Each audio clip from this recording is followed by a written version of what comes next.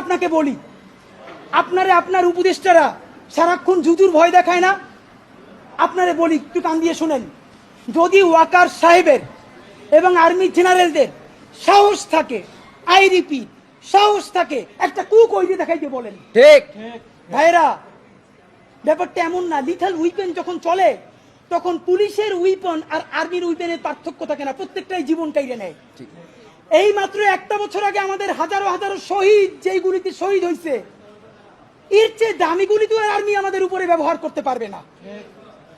আপনি মনে রাখেন, এই ওয়াকার সাহেব অথবা আর্মি যদি কোনো কু করার চেষ্টা করে, জনগণ গিয়া ক্যান্টনমেন্টের ইট খুঁজে নিয়ে আসবে। ইট, ঠিক একটা ইট ক্যান্টনমেন্টে আস্থা থাকবে না, আপনি যাইকে রাখেন। ঠিক আপনি কারে ডরান? আপনি ভোট নেন।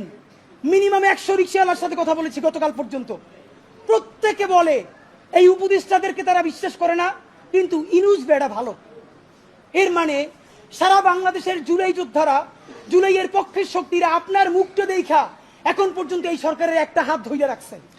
কিন্তু এই উপদেষ্টাদের কেউ কেউ ইতিমধ্যে রাজনৈতিক দল যারা সামনে ক্ষমতায় আসবে তাদের সাথে নেগোসিয়েশন করে কেউ সামনে আইনমন্ত্রী হবে, কেউ অন্যান্য মন্ত্রী হবে, কি কি হবে এইটা পাকাপোক্ত কইরা এখন তাদের জবানে আমাদের ঘোষণাপত্র লিখে দেয়। ঠিক এখন সেই ক্ষমতায় যারা আসবে সেই দলের মুখপাত্র হয়ে তারা এই সরকারের মধ্যে কাজ করে।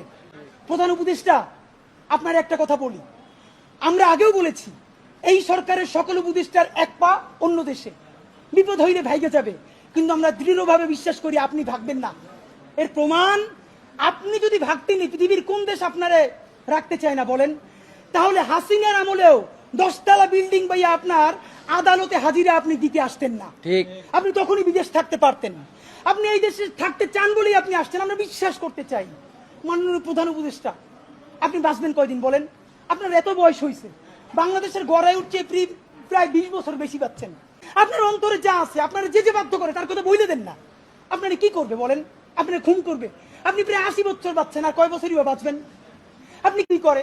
আপনাকে যদি হত্যা করা হয়, কিন্তু সেই রক্তের বিনিময়ে যদি আপনি শহীদদের রক্তের বিনিময়ে নতুন বাংলাদেশ গড়ে যেতে পারেন, আগামী 1000 বছর বাংলাদেশের মানুষ নামাজে প্রার্থনায় আপনার জন্য শুধু দোয়া করবে। ঠিক বুড়ো মানুষটা থেকে শুরু করে শিশু আপনার বক্তৃতা শুনে মাননীয় উপদেষ্টা কতক্ষণ জানেন?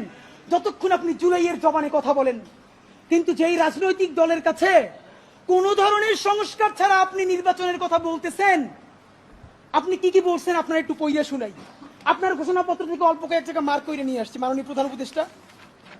আপনি বলছেন যে সামনের নির্বাচনে, এবারের নির্বাচন যেন আনন্দ উৎসবের দিক থেকে, শান্তি শৃঙ্খলার দিক থেকে, ভোটার উপস্থিতির দিক থেকে, সৌহার্দ্য আন্তরিকতার দিক থেকে দেশের ইতিহাসে স্মরণীয় হয়ে থাকে, এই সকল আয়োজন করা হবে। মাননীয় প্রধান উপদেষ্টা, 6 মাস বাকি আছে। এই 6 মাসের মধ্যে আপনি এই উদযাপন কেমনে করবেন? নির্বাচন শুরু হইতে পারে না, এর মধ্যে মানুষকে হত্যা করতেছে রাজনৈতিক দল একটা আরেকটারে। তাহলে এই আমলা, এই পুলিশ, যেই পুলিশ রাজনৈতিক দলের ছত্রছায়া আবার হত্যাকাণ্ড ঘটাবে, আপনি দাঁড়িয়ে দিয়ে কেমনে পারবেন? প্লিজ, আপনার এই বৃদ্ধ কাঁধে রাজনৈতিক দলগুলোর বন্দুককে রাখতে দিয়েন না। আপনি না পারলে কুইট করেন, ওরা নিজেরা বুঝে খাক। কিন্তু রাজনৈতিক দলের একমাত্র মুখপাত্র হইয়া বাংলাদেশের মুখপাত্র থেকে আপনি বিদায় নিয়েন না। আপনি নির্বাচনের কথা বলছেন, আমরা খুশি হয়েছি, কিন্তু ইতিহাসের স্মরণীয় নির্বাচন করার রোডম্যাপ কোথায়? বাংলাদেশের রাজনৈতিক দলগুলো আপনার সাথে মিটিং করে সামনে এসে বলে আমরা নির্বাচনের রোডম্যাপ দেখি নাই, আমরা হতাশ।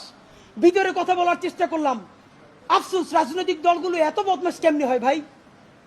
ভিতরে তারা একটা বারো ভালো করে কোনো রাজনৈতিক তারা নির্বাচনের ম্যাপ দেয় না। প্রধান উপদেষ্টারে তারা গিয়ে বলে বড় দলগুলা, ওই পেট্রো বাংলার চেয়ারম্যানটা কিন্তু আমাদের লাগবে, অমুক বিশ্ববিদ্যালয়ের ভিসি কিন্তু আমাদের লাগবে, স্বরাষ্ট্র আর জনপ্রশাসন মন্ত্রণালয়ের সচিবটা কিন্তু আমাদের লাগবে।